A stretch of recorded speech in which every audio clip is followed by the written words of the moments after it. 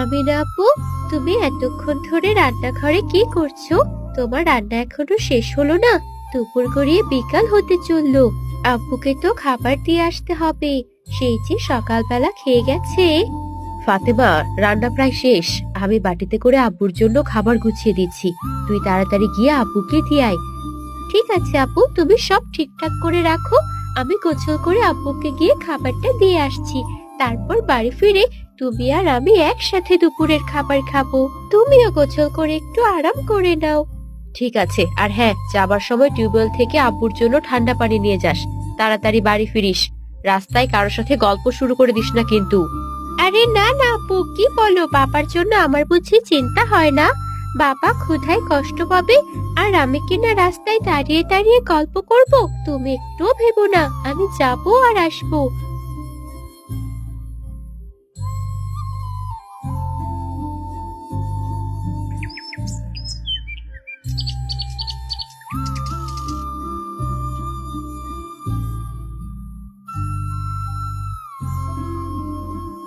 আপু, এই যে এদিকে তাড়াতাড়ি এসো, তোমার জন্য দুপুরের খাবার নিয়ে এসেছি।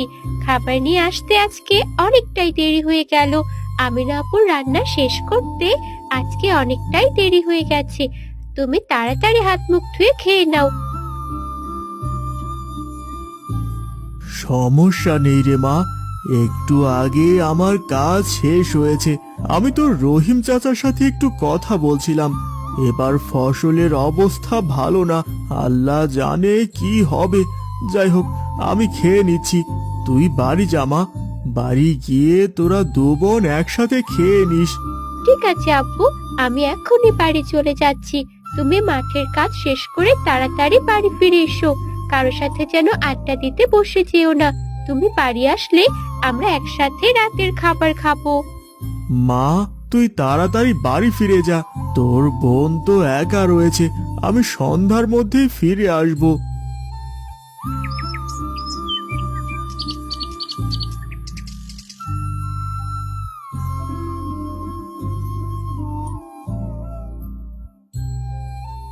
কিরে ফাতেমা, আব্বুকে কি ঠিক মতো খাবার দিয়ে এসেছিস?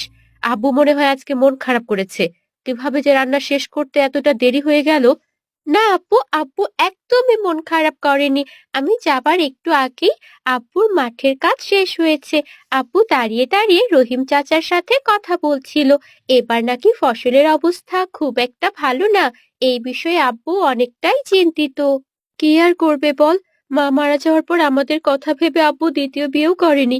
এদিকে আব্বুর পুরো সংসার একা চালাতে হয়। আমাদের বিয়ে নিয়েও হয়তো অনেক চিন্তা করেন। জানি না আব্বুর জন্য কখনো কিছু করতে পারবো কিনা। ঠিকই বলেছো আপু, তোমার বিয়ের বয়স হয়ে গেছে। তোমার পরপরই আমার বিয়েও দিতে হবে। এগুলো বিষয় নিয়েই হয়তো বা আব্বু খুব চিন্তা করেন। আব্বু শুধু শুধু আমাদের বিয়ে নিয়ে চিন্তা করেন। ফাতেমা, তুই বিয়ে করলেও আমি কখনো বিয়ে করব না।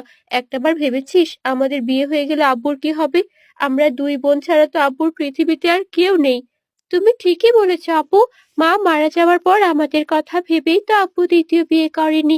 এত চিন্তা করো না আপু, ভাগ্যে যা আছে তাই হবে।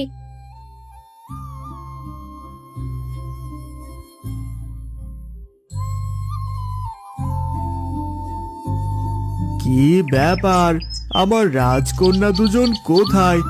আমিনা, ফাতেমা, কোথায় তোমরা? এদিকে এসো।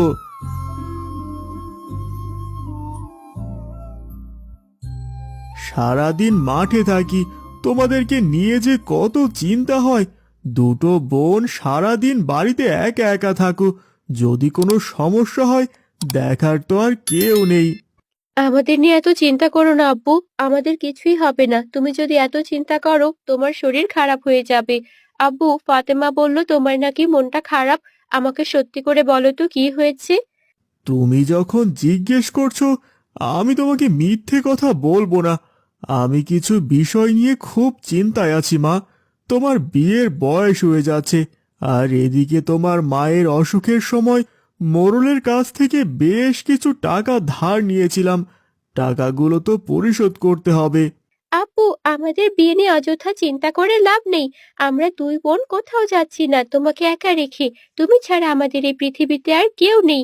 আমরা ছাড়াও তোমার এই পৃথিবীতে আর কেউ নেই আব্বু। এগুলো কথা বলতেই নেই মা। মেয়ে হয়ে জন্মেছ, পরের ঘরে যেতেই হবে। আর আমার তো বয়স হয়ে গেছে, দুদিন পরে তো মরে যাব। যাই হোক, খুব খিদে পেয়েছে, চলো খাবারটা শেষ করি।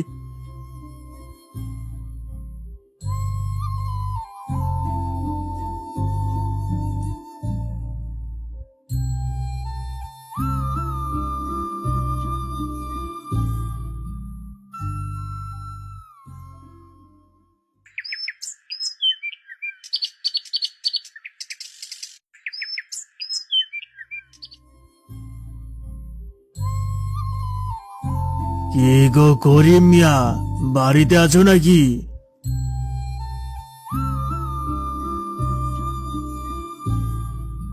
আরে মোড়ল সাহেব দেখি আমার বাড়িতে।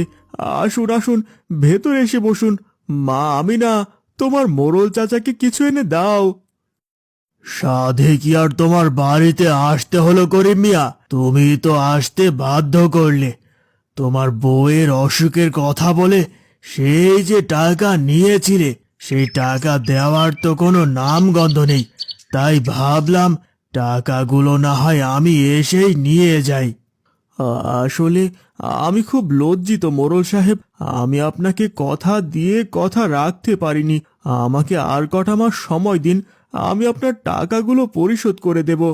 করিম মিয়া, তোমার কয়টা মাস তো আর শেষ হয় না, টাকা দিতে হবে না। করিম মিয়া, আমি তোমাকে একটি প্রস্তাব দিতে চাই।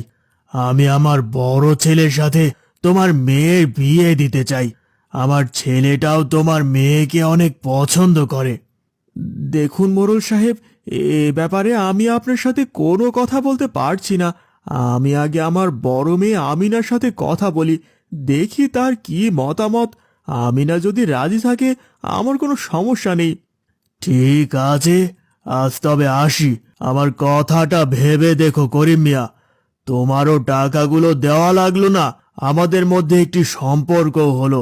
তোমার মেয়ে আমার বাড়িতে রাজরানী হয়ে থাকবে, তার কোনো কিছুর অভাব হতে দেব না আমরা।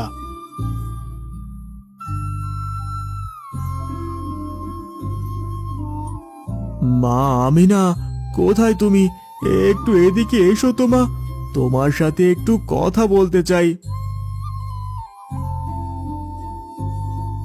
আব্বু, আমি জানি আপনি আমাকে কি বলতে ডেকেছেন। আমি আপনার আর মোড়লের সকল কথাই শুনেছি। সারা গ্রামের মানুষ জানে মোড়লের ছেলে একটা খুবই খারাপ ছেলে, সারা গ্রামের মেয়েদের পেছন পেছন ঘুরে বেড়ায়। মা, সেটা আমিও জানি, ছেলেটা খুব বেয়াদব। কিন্তু কি করব বলো তো? আমি তো মোড়লের কাছ থেকে অনেক মোটা অঙ্কের টাকা নিয়েছি। তুমি এসব নিয়ে ভেবো না মা, তোমাকে মোড়লের ছেলেকে বিয়ে করতে হবে না। কিভাবে কি করা যায় সেটা আমি দেখছি।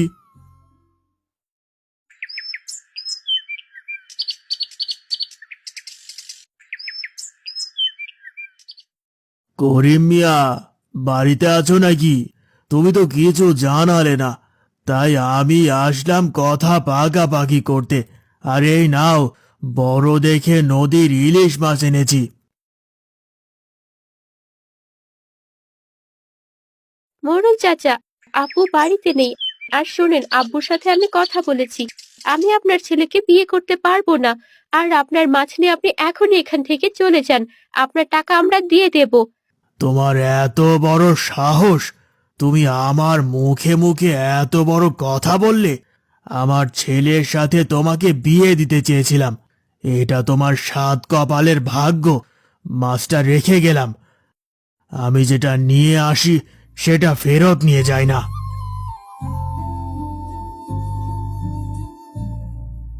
ফাতেমা, এখনই গিয়ে মাছটাকে পেছনের জঙ্গলে ফেলে দেয়। কত বড় সাহস, মাছ নিয়ে বিয়ের প্রস্তাব দিতে আসে। বদমাস ছেলে জন্ম দিয়েছে, তাকে নিয়ে আবার বড় বড় কথা। আপু দেখো, মাছটার পেট ভর্তি ডিম। এই মাছটাকে ফেলে দেওয়া উচিত হবে না, ডিম নষ্ট হয়ে যাবে। তার চেয়ে ভালো মাছটাকে আমরা রান্নাঘরে থাকা বড় মাটির কলসিতে রেখে দিই। তোর যা ইচ্ছে কর গিয়ে, আমি এ ব্যাপারে তোকে আর কিচ্ছু বলতে চাই না। কলসিতে নাকি মাছ রাখবে, মাছ নাকি সেখানে ডিম ফোটাবে, আর সেখান থেকে নাকি বাচ্চাও হবে। যত সব আজগুবি কথা।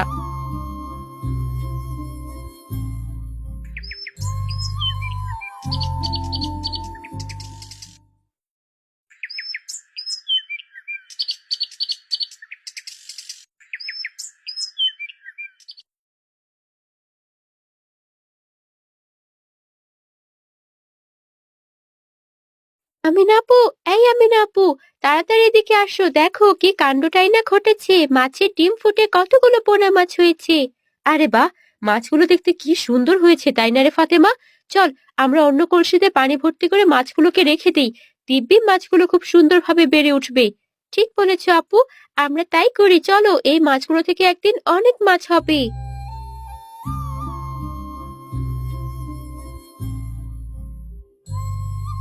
করিম মিয়া, সময় তো পার হয়ে গেল। আমার টাকাগুলো কবে ফেরত দেবে তাই বলো। আমার কথা তো শুনলে না।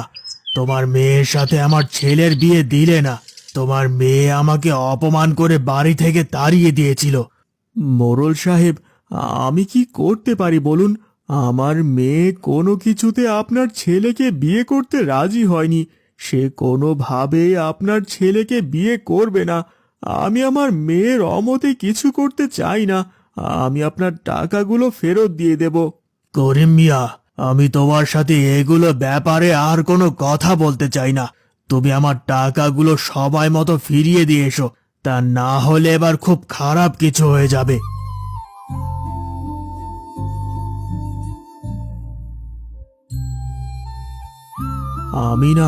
আমি সিদ্ধান্ত নিয়েছি, আমাদের জমির কিছু অংশ বিক্রি করে মোড়লের পাওনা টাকাটা পরিশোধ করে দেব।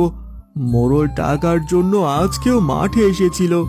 ওই জমিটুকু চাষ করেই তো আমাদের সংসার চলে, সেখান থেকে যদি এক অংশ বিক্রি করে দেন তাহলে কিভাবে হবে? আমিনা আপু, আমার কাছে একটা বুদ্ধি আছে। রান্নাঘরে আমরা যে ইলিশ মাছগুলো চাষ করেছি, আমরা সেগুলো বাজারে বিক্রি করে দেই। ইলিশ মাছের যা দাম, আর কিছু টাকা মিলে মোড়লের টাকাটাও শোধ হয়ে যাবে। ফাতেমা মা, তুমি এসব কি বলছো? আমি কিছুই বুঝতে পারছি না। আপু, আপনাকে এত কিছু বুঝতে হবে না। পরে আমি আর আপু আপনাকে সবকিছু বুঝিয়ে বলবো। আপনি আগামীকাল বাজারে গিয়ে মাছগুলো বিক্রি করে আসবেন। তোমাদের কোনো কথা আগে শুনছি না। তোমরা দু বোন আমাকে আগে বলো, ইলিশ মাছ কোথা থেকে আসলো, আর তোমরা রান্নাঘরে কিভাবে ইলিশ মাছ চাষ করলে? আপু, আপনার হয়তো মনে নেই, মহাজন আমাদের বাড়িতে বিয়ের প্রস্তাব নিয়ে এসেছিল। সেদিন সে মস্ত বড় একটা ইলিশ মাছ এনেছিল, যার পেটে ডিম ছিল। আমরা সেই মাছটাকে আমাদের রান্নাঘরে থাকা বড় মাটির কলসিতে পানি ভর্তি করে রেখে দিয়েছিলাম। আর সেখান থেকে মাছের ডিমগুলো ফুটে অনেকগুলো পোনা মাছ হয়, আর সেগুলো এখন অনেক বড় হয়ে গেছে। ও আচ্ছা, অবশেষে তাহলে বুঝতে পারলাম তোমাদের রান্নাঘরের ইলিশ মাছের রহস্য।